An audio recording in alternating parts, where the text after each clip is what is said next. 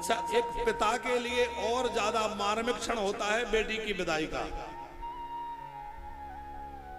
आचार्य जी, जो व्यक्ति जीवन में कभी ना रोया हो, कदाचित कोई ऐसा कठोर हृदय का व्यक्ति हो कि किसी स्थिति में ना रोया हो, वो भी जब अपनी बेटी को दुल्हन बना करके और डोली में बिठाता है तो भावुकता से भर जाता है, और वह भी अपने आंसुओं को रोक नहीं पाता है। क्योंकि जब बेटी का जन्म होता है तो पिता के लिए वह अपनी बेटी तो है पर एक मां की तरह होती है। आचार्य जी, पिताजी ने भोजन किया कि नहीं किया इस बात का पता बेटे को ठीक से होता ही नहीं है, लेकिन बेटी को यह भी पता होता है कि आज पिताजी ने एक रोटी कम खाई है। यदि पिता एक रोटी कम खाएगा तो बेटी कह देगी पिताजी आज आपने कम भोजन किया, क्या बात है। काम से लौटे हुए पिता का चेहरा यदि मुरझाया हुआ है, कुछ चिंतित हैं, तो बेटी पूछ लेगी पिताजी क्या बात है, आज आप कुछ परेशान लग रहे हैं। बेटी कहती है पिताजी आपने दवाई नहीं ली, पिताजी आज आप बहुत थके हुए लग रहे हैं, थोड़ा आराम कर लीजिए।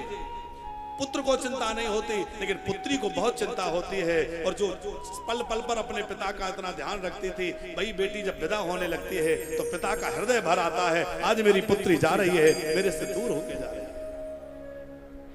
महाराज हिमवान रो पड़े, बार बार अपनी कन्या को, अपनी पुत्री को हृदय से लगा रहे हैं।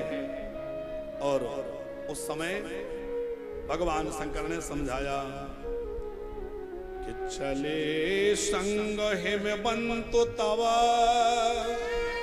पहुंचावन अति हेतु विविध भांति परितोषु करी विदा कीन प्रसके।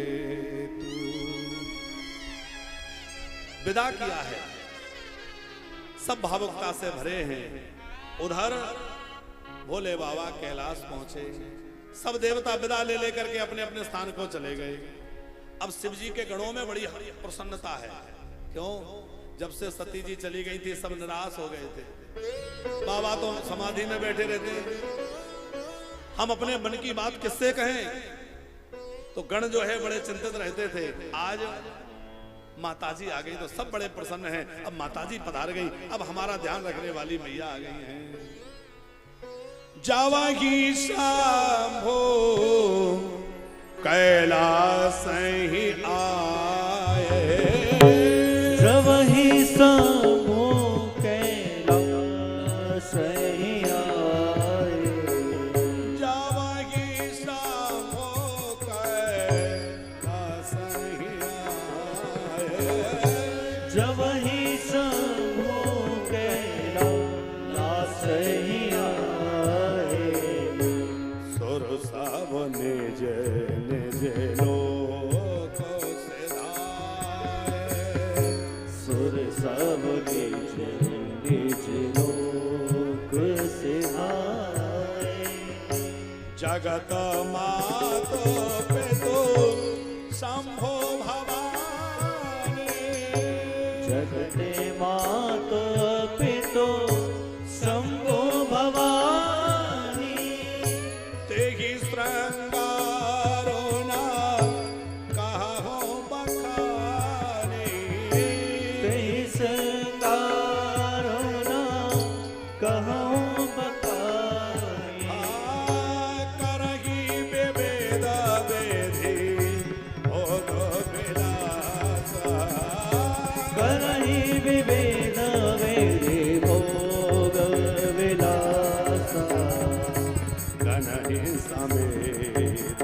बसहि कैलासा, गणहि समेत बसहि कैलासा, गणहि समेत बसहि कैलासा, गणहि समेत बसहि कैलासा। भोले बाबा कैलाश पर पधारे, पर भगवान शंकर के श्रृंगार का वर्णन गोस्वामी जी ने अधिक नहीं किया। कहा धीरे धीरे समय व्यतीत हुआ, तब जन्मेऊ षड बदन कुमारा। कार्तिकेय जी का जन्म, कार्तिकेय जी सेना नायक देवताओं के बने, तारकासुर का उद्धार हुआ है। उसके बाद जो है गणपति जी प्रकट हुए हैं। सुंदर कथा कही है। जागो जान सन मुख जनम करम प्रताप पुरुषार्थ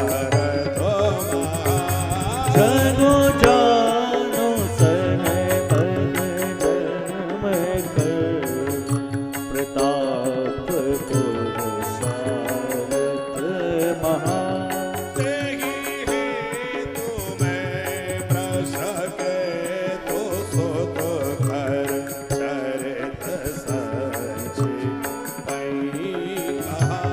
तेहि हेतु मैं वश के तो सुख कर चरित संचि पई कहा। यह ओमा शामो विवाह तेरा नारी आई जगाई। यह ओवासो विवाह देना नारी कहिवे गावही। कल्याण कार विवाह मंगल सर्वदा सुख पाहि कल्याणकार विवाह मंगल सर्वदा सुख पावहि। गोस्वामी जी कहते हैं यह शिव विवाह की कथा जो गाता सुनता है उनको क्या मिलता है? फलश्रुति इस कथा की जो अभी आप सुन रहे थे, ये उमा शंभु विवाह जय नर नारी कहाही जे गावही। कल्याण काज विवाह मंगल सर्वदा सुख पावही। जो इस कथा को कहते सुनते हैं उनके घर में खूब उत्सव होते रहते हैं और हमेशा उनको सुख मिलता है। उनके अंदर से विकारों का नाश हो जाता है।